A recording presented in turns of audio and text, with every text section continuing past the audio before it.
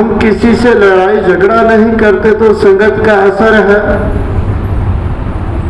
हम वह देखो में से बाहर निकल गए हैं तो संगत का असर है। हम किसी भूत प्रेत को नहीं मानते हैं तो संगत का असर है। अपने गुरु पर ज्यादा छोड़कर दूसरे पर विश्वास नहीं करते तो संगत का असर है। हम एक निरंकार को मानते हैं तो संगत का असर है।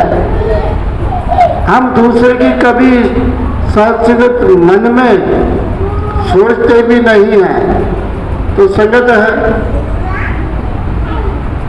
इसके विपरीत साथ संगत यदि संगत करने के बाद हम निंदा करते हैं, हम अपनी वाणी जो है वो शुद्ध नहीं बोलते हैं, दूसरे को आदर सत्कार नहीं देते हैं, संगत करने के बाद भी हमारे जीवन में वही कौड़वापन है, वही हम दुश्मनी पाल के बैठे हैं, वही घृणा साथ संगत हमारे बीच में है, वही साथ संगत द्वेष से भरे पड़े हैं। किसी को देखकर साथ संगत जलन होती है, फिर ही कोई जाति पाति के चक्कर में हम अभी भी पड़े हैं, वहम भरम भलेखों में पड़े हैं। कोई साधु संत फकीर आ जाता है और वो कह देता है कि हाथ दिखाओ मैं आपकी तकदीर बदल दूंगा। यदि उसके पास हम चले जाकर अपना हाथ दिखाते हैं तो साथ संगत का असर कहाँ हो। अनेकों ऐसियां साथ संगत जो बुराइयां हैं, यदि वो साथ संगत अभी भी हमारे जीवन में है तो साथ संगत उनको दूर करने की जरूरत है। संत महात्मा कहते हैं कि गुरु का ज्ञान अनेकों भ्रमों को जलाकर राख कर देता है। जब सर्वशक्तिमान इस निरंकार परमात्मा के दर्शन की आत्मा कर लेती है तो साथ संगत फिर इसी का आसरा लेती है। फिर बाकी आश्रय जो है वो तुच्छ पड़ जाते हैं, छोटे लगते हैं। और साथ संगत ये जो सतगुरु जीवन में आया है, ये गुरु ने कृपा की है, हमें बख्शा है। नहीं तो संसार में बहुत से साथ संगत सज्जन पड़े हैं, पढ़े लिखे हैं, विद्वान हैं, संसार के उनके पास ऐशो आराम भी हैं। अनेकों ऐसे साथ संगत साधन भी हैं कि सर्दी है तो वहाँ गर्मी भी वो पैदा कर देते हैं, जहाँ गर्मी है वो ठंड भी हो जाती है। लेकिन साथ संगत सतगुरु इन बातों से ऊपर होता है। सतगुरु साथ संगत कभी किसी के गुनाहों की तरफ देखता नहीं है। सतगुरु केवल और केवल बख्शनहार होता है। हम खुश नसीब हैं, साथ संगत हमें पूर्ण सतगुरु मिला है और पूर्ण सतगुरु ने हमारे ये जो बंधन है ये तोड़ दिए हैं। अब हमने करना क्या है?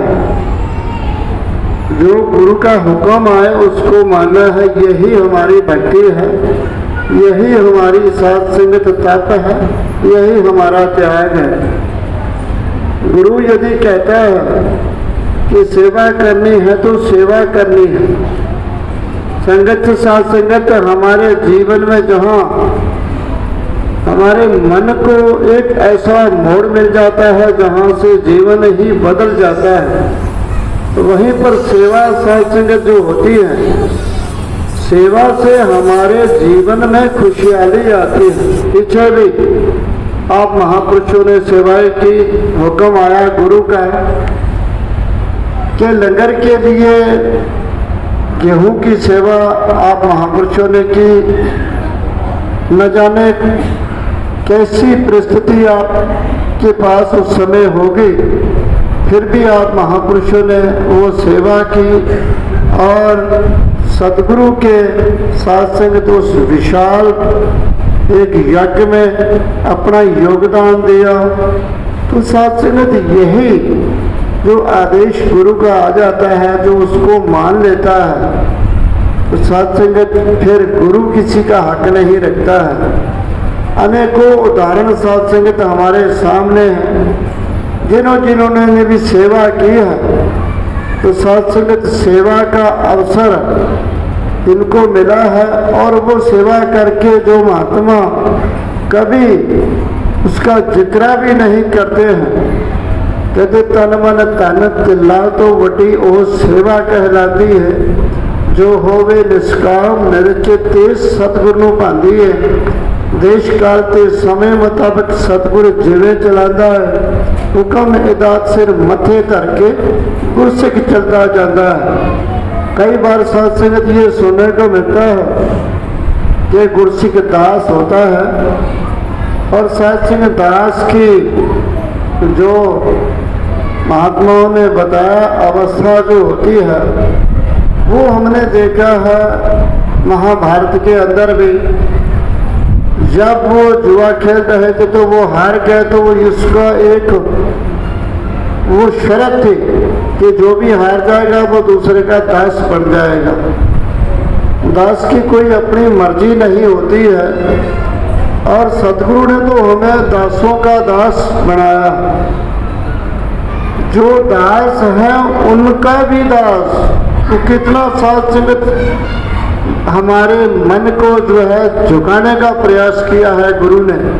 कभी भी इनके मुख से ऐसा शब्द ना निकले, कभी भी साथ संगत ये मन की मर्जी ना करे, कभी भी साथ संगत कोई ऐसा कार्य ना करे जो मालक को अच्छा ना लगे। इसलिए संतों महात्माओं, ये जो जीवन है ये गुरु को समर्पित जीवन ही साथ संगत सबसे उत्तम जीवन होता है। तो साथ संगत जो गुरु के आज्ञा के अनुसार जीवन को व्यतीत करते हैं, वो जहाँ साथ संगत इस लोक को सुखी करते हैं, उनका परलोक भी सुहेला हो जाता है। लोक सुखी होने का साथ संगत तात्पर्य ये नहीं है कि उसके पास अधिक धन आ जाना या और कोई वस्तुएं हासिल कर लेना। लोक सुखी उसी को कहा जाता है जिनके हृदय में ये निरंकार फंस जाता है, जिनको गुरु पर यकीन आ जाता है, जो गुरु का उठते बैठते सुमिरन करते हैं, जो गुरु पर विश्वास करते हैं, जो गुरु की आज्ञा का पालन करते हैं। अब साथ संगत गुरु जो होता है वो शरीर नहीं होता है। यदि गुरु शरीर होता तो शरीर तो साथ संगत अनेकों गुरु पीर पैगंबरों के हमने देखा कि निरंकारी मिशन के अंदर ही हम देखे कि हमारे बीच में बुजुर्ग महात्मा भी बैठे हैं। शहंशाह बाबा अवतार सिंह जी, उससे पहले बाबा बूटा सिंह जी। बाबा अवतार सिंह जी के शरीर नहीं है, अब जो उनके बाद बाबा गुरबचन सिंह जी महाराज,